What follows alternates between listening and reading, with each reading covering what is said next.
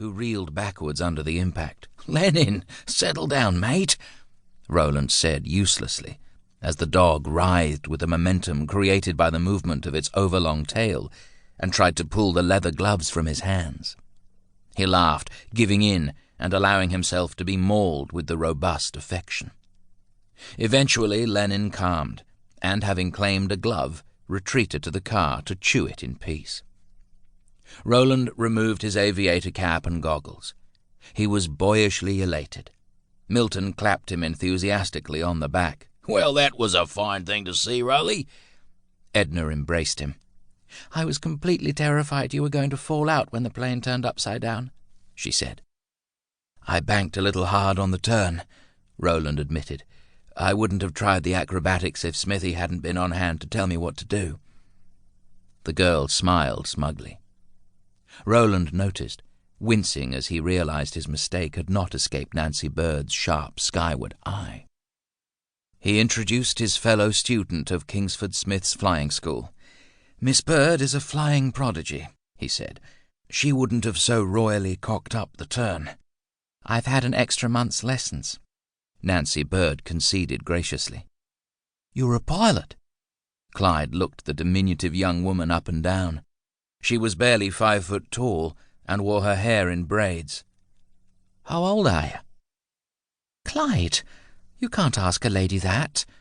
Edna was indignant. "I'm 18, Nancy replied, raising her chin defiantly. Rowland sighed. "It's embarrassing. Shown up by a child." "I am not a child," she returned. He laughed, and then so did she. Rowland had taken an immediate liking to Nancy Bird. The girl was aptly named, giddy for the clouds with what seemed a natural affinity for flying machines. She'd made clear from the start that she intended to obtain her commercial flying license, to seek a career in aviation, to set records and win races, while the likes of him were content to simply fly well enough for their own amusement. If Rowland had not been a Sinclair, perhaps he might have sought his fortune in aviation, but as it was, his fortune had been amply made by his grazier forebears. And as much as flight stirred his blood, it did not run in his veins and define his view in the way that paint and canvas did. Even 1,500 feet in the air, he'd found himself composing a portrait of Kingsford Smith against an inverted horizon. He'd landed exhilarated, but already he longed to take out the sketchbook he carried in his breast pocket and somehow capture the love of speed and freedom in the lines of the airman's craggy face. Milton handed him a glass of champagne, whilst Edna found a bottle of ginger beer for Nancy in the abundant hamper packed by Rowland's housekeeper. The poet put one arm about Rowland's shoulders and raised his glass with the other. "Thou wast not born for death, immortal bird." "Keats," Rowland murmured. His friend had been reading Keats of late. Milton's reputation as a poet was earned primarily through a propensity to borrow shamelessly from the English bards with neither public nor private acknowledgment that the words were not his. "Are you referring to me or Nancy?"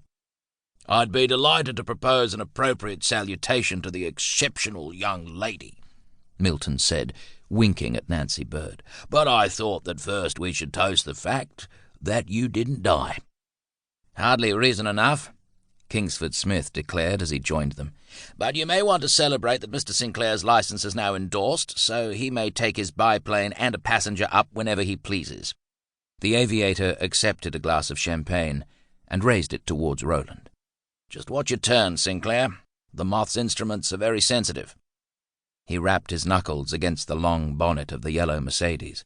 "It's not the same as steering one of these hefty contraptions." Rowland's brow rose. "You want to get yourself a vehicle with good British engineering," Kingsford Smith continued, warming to his subject. "Still, I suppose all these automobiles will be obsolete in time." Rowland muttered something unintelligible. Edna smiled.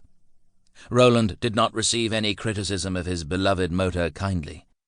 "You could fly back to Oakley this year, Rowley," she said, deciding to direct the conversation away from the slandered automobile.